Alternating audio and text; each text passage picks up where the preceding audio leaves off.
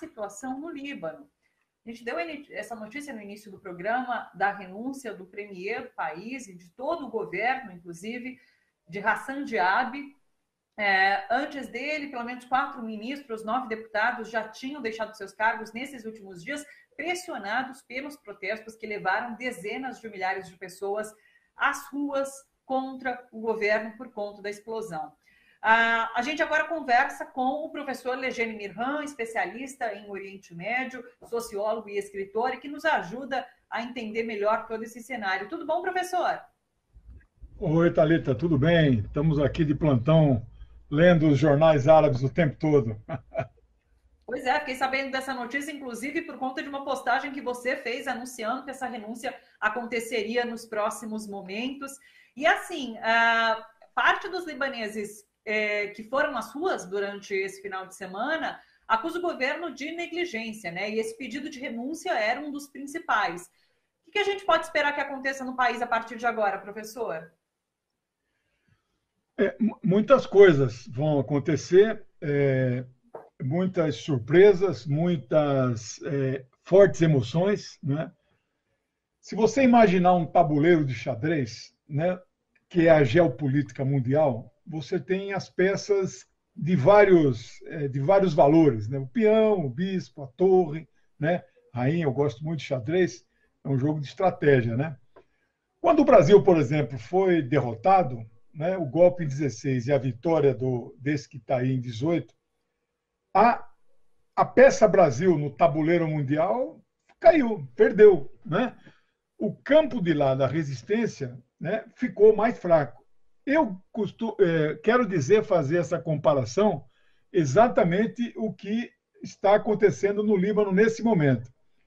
E estas manifestações que vocês estão vendo aqui, não nos iludamos.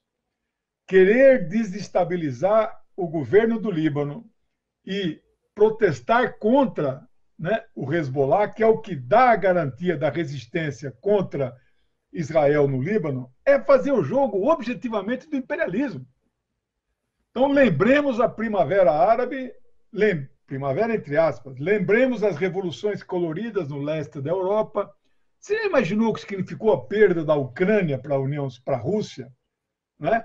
Então, puseram tropas da OTAN ali do lado, né? Do lado da Rússia. Lembremos das jornadas de junho de 2013 no Brasil. Então, essas coisas, elas têm sempre o dedo e os interesses do imperialismo, né?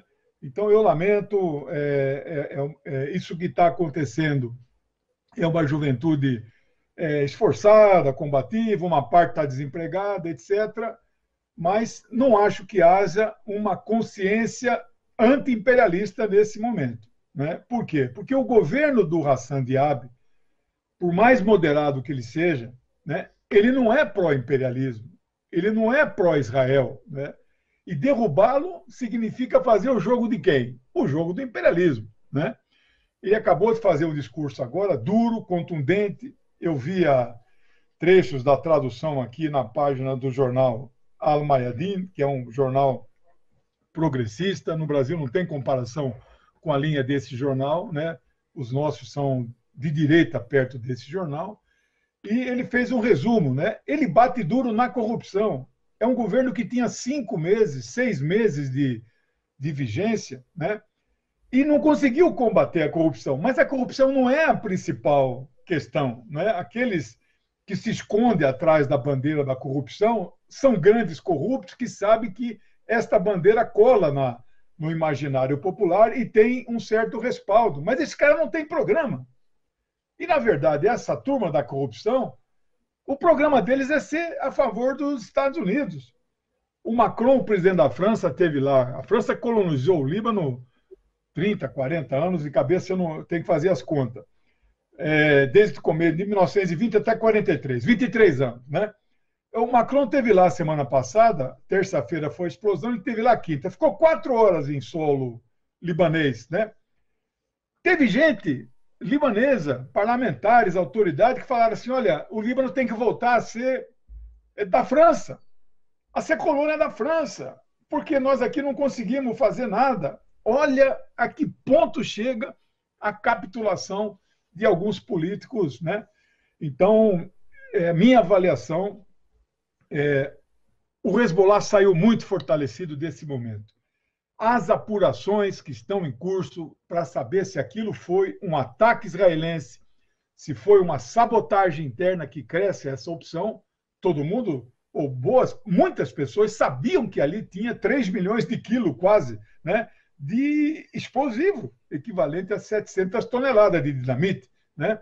Então pode ser um sabotador, pode ser um agente do Mossad, pode ser um libanês, né, que queira derrubar o governo e enfraquecer o Hezbollah, né? Ou pode ser mesmo um simples acidente que está sendo apurado.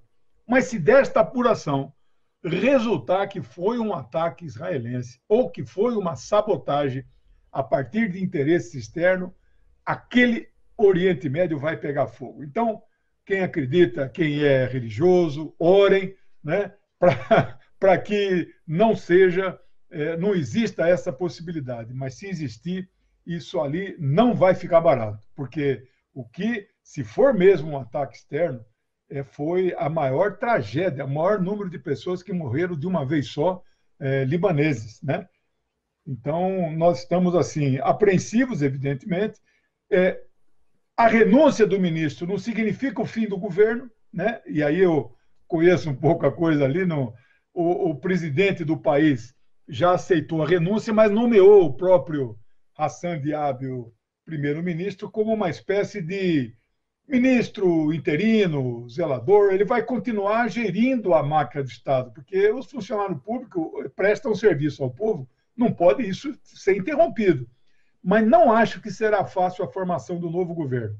E qualquer que seja o novo governo vai contar com a presença e o apoio do Hezbollah. Não tem como escapar disso.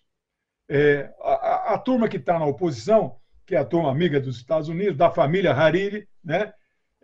O partido que eles participam talvez até possa participar. O Macron mandou um recado, Macron encontrou com o Hezbollah lá em Beirute. É bom que se diga isso, e nenhuma imprensa noticiou. O Macron mandou um recado, olha, forme um governo de união nacional, com todo mundo. Mas o partido dessa turma do Hariri roubou 20 bilhões de dólares, afundou e quebrou o Estado libanês, né? Então, esses caras não vão participar, algumas pessoas não participarão. Pode ser até que o partido dele indique alguns representantes, né? Então, nós vamos acompanhar, vamos ter muita surpresa nos próximos dias, viu? Eu queria entender essa questão da renúncia, porque ele renunciou e agora o que acontece? São feitas novas eleições, ou um próximo premier é designado pelo presidente, e daí há chances de ascensão de uma direita? Eu queria que você explicasse isso um pouquinho. Não, eles vão fazer as costuras políticas, as conversas, né, os acordos.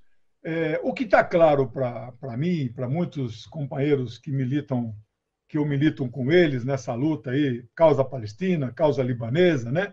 O que tá claro é que esse modelo de eleger deputados federais pelo sistema das religiões está falido. Isto tem que ser alterado. Se vai ser alterado no curto prazo, não sei. Agora, os deputados que estão eleitos ali, eles vão ter um prazo para nomear um novo governo. E esse prazo, por exemplo, esse que está aqui, tomou posse em janeiro, né? Antes disso, o anterior tinha ficado um ano que já tinha renunciado. Então, volto a dizer, renunciar não significa sair imediatamente do governo ou trocar no dia seguinte por um novo primeiro-ministro. Isso pode durar muito tempo, semanas, meses. Então, não vai haver uma mudança tão abrupta. E essa mudança, que um dia vai acontecer, ela vai ser nesta linha de governo de união nacional. O Hassan Diab, né, e os partidos que o apoiam vão participar dessa nova formação de governo.